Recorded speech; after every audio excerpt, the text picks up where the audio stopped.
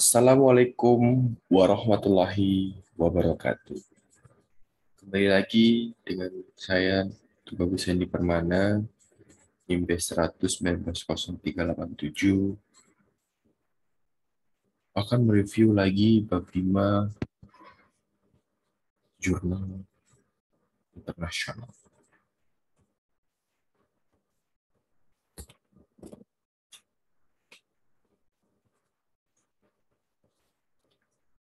Untuk yang pertama di judul Defining Sustainability in the Business Setting.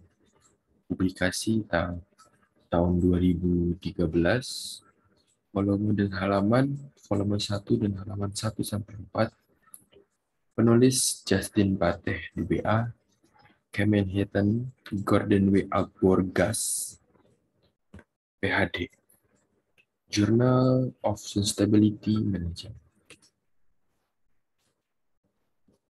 Yang pertama, tujuan penelitian seperti biasa. Tujuan penelitian ini adalah untuk dapat mengetahui sebuah aspek berlanjutan yang berkaitan langsung dengan lingkup kinerja bisnis internasional. Metode penelitian yang digunakan pada jurnal ini adalah kualitatif deskriptif, yang di dalamnya menjelaskan rinci permasalahan yang akan diteliti berdasarkan fenomena yang sekarang. 3. Hasil dan pembahasan. Peneliti bisnis terus-menerus berusaha menghubungkan gagasan berkelanjutan dengan konsep orientasi bisnis lainnya, termasuk internalisasi, keunggulan spesifik organisasi, kebijakan publik, strategi organisasi, daya saing, dan kepemimpinan, menurut Cox dan Pinsky 2008. Sementara itu, peneliti menganalisis hubungan antara berkelanjutan dan kepemimpinan, akuntabilitas, perubahan organisasi, dan teknologi informasi. Adapun lanjutannya, definisi dasar berkelanjutan. Organisasi harus mencakup umur panjang dan mempertahankan prinsip atau tujuan inti, terlepas dari perubahan internal dan eksternal dari waktu ke waktu. Kata kunci berkelanjutan organisasi, akuntabilitas, transparansi menurut definisi ini, keberhasilan jangka panjang dari setiap organisasi yang sangat tergantung pada sejauh mana strategi pembangunan berkelanjutan berfungsi, seperti yang diterapkan pada aktivitas bisnis dan organisasi.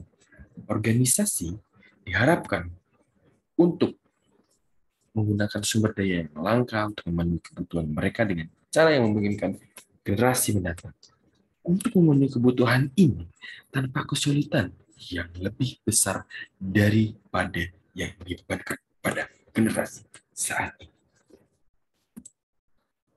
Lanjutan lagi, pada kenyataannya, konsep berkelanjutan dan dampaknya terhadap kinerja organisasi jauh lebih luas. Hubungan positif antara berkelanjutan organisasi dan kinerja ekonomi yang telah terbentuk, menurut Lee dan Patti 2012. Untuk bisnis, menghasilkan keuntungan biasanya merupakan tujuan ini.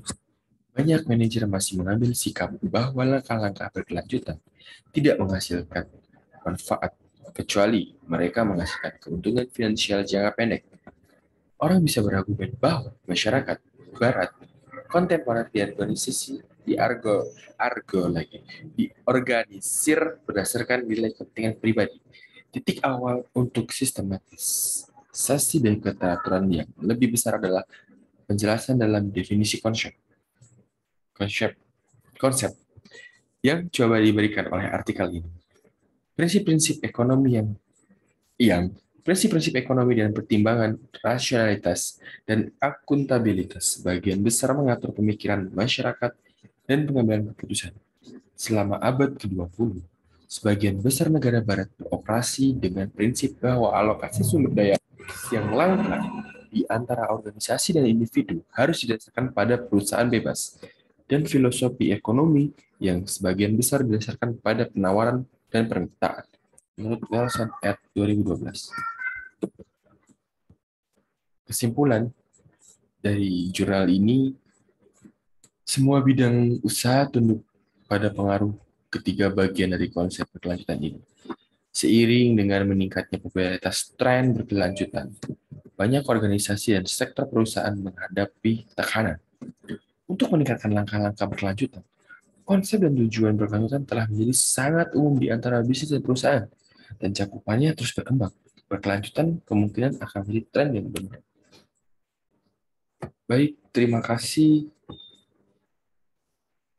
Sekian dari review jurnal dari saya. Mohon maaf bila ada salah kata.